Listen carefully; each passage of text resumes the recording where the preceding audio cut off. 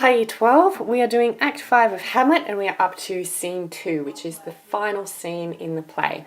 So this is carrying on after we've just had Hamlet find out that Ophelia is dead and he's had a big fight with Laertes over her grave.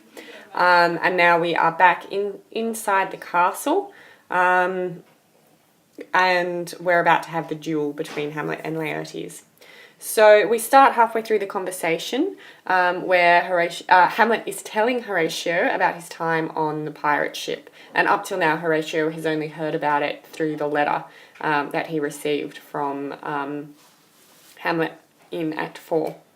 So Hamlet indicates that there is an internal conflict that he's been going through. And he says that while he was lying in the ship, unable to get to sleep because of this internal conflict keeping him awake, he didn't think through what he was doing, so he behaved rashly. And he says, praised be rashness, our indiscretion, so our acting without thought, sometimes serve us well. So he's basically saying that sometimes acting without thought, without thinking something through properly, is actually the right thing to do. And he finishes this off by saying, there's a divinity that shapes our ends, rough hew them how we will. So he's saying we're not really in control of what we do. So our ends aren't in control of us. Which is a really huge contrast to Hamlet's attitude about self-control and freedom, which we've seen in Acts 1, 2 and 3. And it shows us that he definitely has been acting on his resolution in the Act 4 soliloquy about words without action being meaningless. So Horatio agrees. So if you are going to be making a comment about Horatio being sort of the example of the ideal man, you can see that he certainly agrees with the idea that heaven is really in control of where we end up. So sometimes thinking about things deeply just stops you from carrying out heaven's will. So then Hamlet explains what he did. He couldn't sleep, so he got up in the night and he found the instructions from Claudius ordering his death.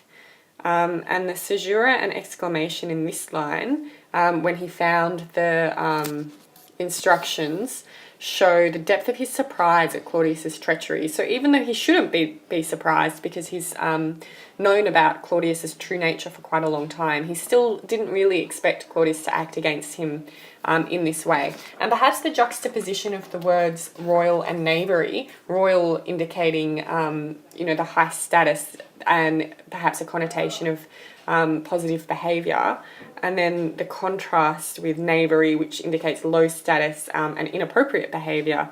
Maybe that says something about the corruption reaching so high into the social status. So then,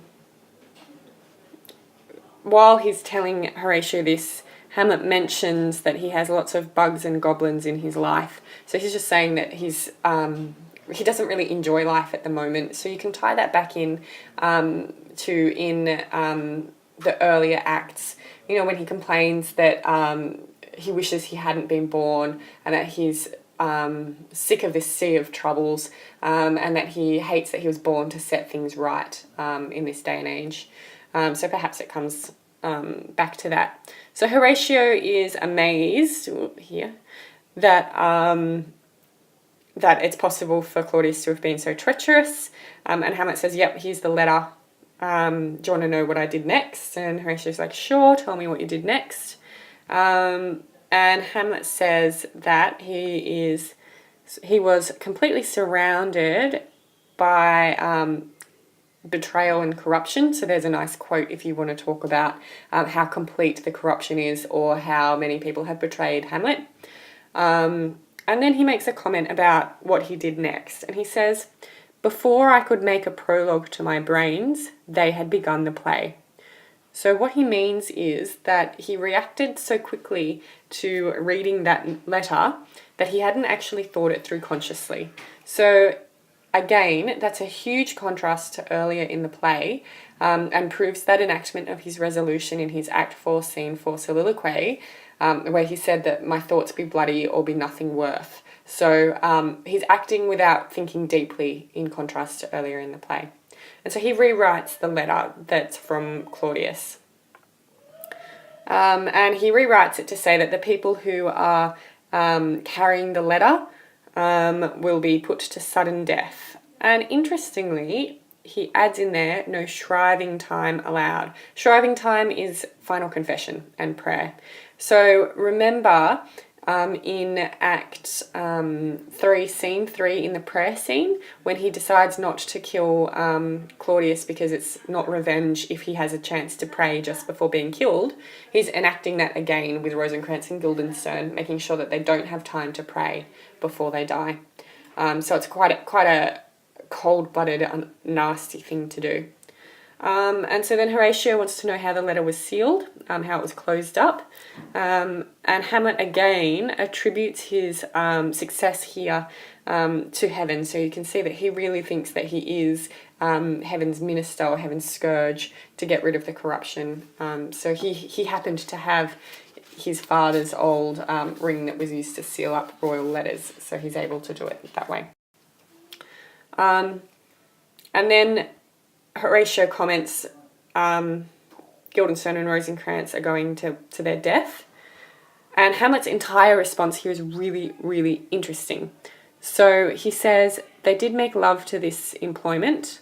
So he's saying that because they have insinuated themselves in with Claudius, their defeat stems from that. So he says, it's not near my conscience. It's not my fault that they're going to die. So perhaps that ties in really nicely with interpretations about Hamlet's character, that he is saying that it's not his fault. He doesn't have to worry about feeling guilty or feeling bad about sending Guildenstern and Rosencrantz to their death. Perhaps that ties in with the sense of betrayal, that he doesn't have to feel guilty because they are the ones who betrayed him. Or perhaps it ties into ideas about corruption and the idea that he's no longer as innocent as he was at the beginning of the play. Then he uses a fencing metaphor. So when he talks about points, he's talking about fencing swords and the point at the end of it. And he's saying when the baser nature, so people who are inferior socially, when they come between the fighting of mighty opposites. So he's calling himself and Claudius mighty, but Rosencrantz and Guildenstern base. So again, it's quite a socially classist comment. So then Hamlet comes back to the fact that he has the right to kill Claudius now, and he uses the accumulation of the wrongs that Claudius has done. He's killed my king, he's whored my mother, he has, and this is a fishing metaphor, thrown out his angle for my life, as in he's tried to kill me, he's been fishing to try and kill me.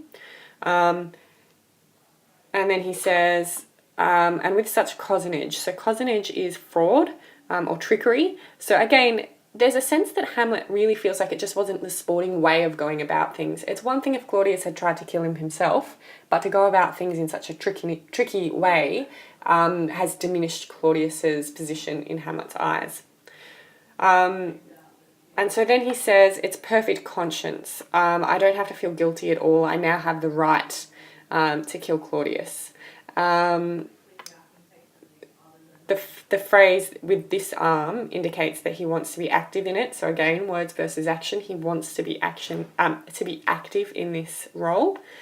And then, so all through the play, he's been worried about what will happen to him after death if he does this. And now he says that if he doesn't do it, he'll be damned.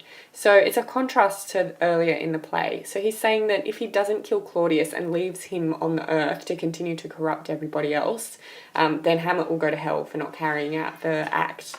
And he refers to Claudius as a cancerous growth, a cancer of our nature. So again, it's that disease imagery. And then there's just one last thing in this speech that I want to draw your attention to. Noticed, does it not, and is it not? This is questioning.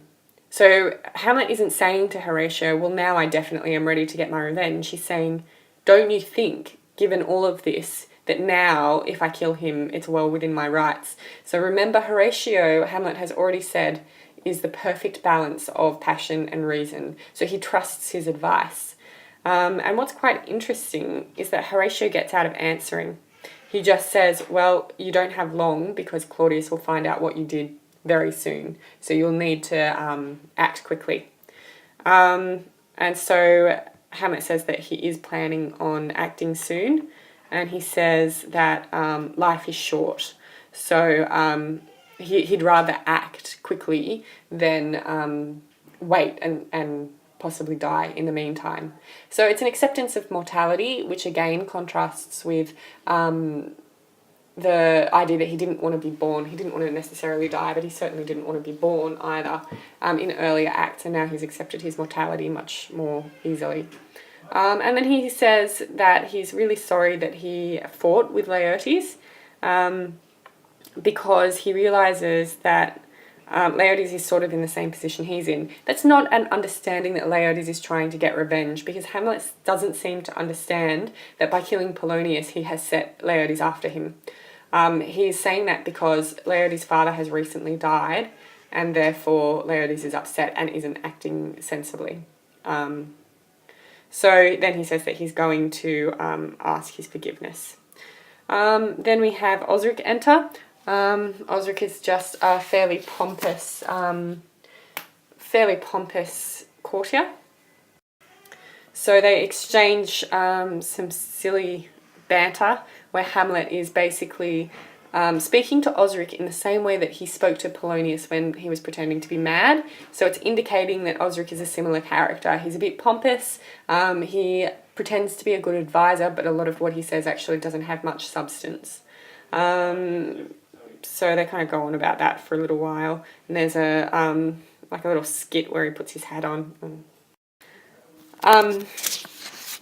Okay, more banter. Look, I'm going to skip through pretty much all of this because it's just a bunch of jokes about how useless Osric is and how all he does is talk. He only has words, and once he runs out of words, there's nothing else for him to say. Finally, we get to the point. Osric passes on to Hamlet that he's challenged to a duel with Laertes, and then Osric outlines the terms of the bet. So not only is there a duel, but the king has put a bet on it. And then Osric explains what is up for grabs in this bet. It's quite an extravagant and expensive bet. And then Hamlet replies to the challenge. He says, look, I don't mind. I'll wait here. If Laertes wants to duel with me, then he needs to come here with the swords and I'll do it here. I'm going to stay here. So then Osric leaves so that he can pass that message on.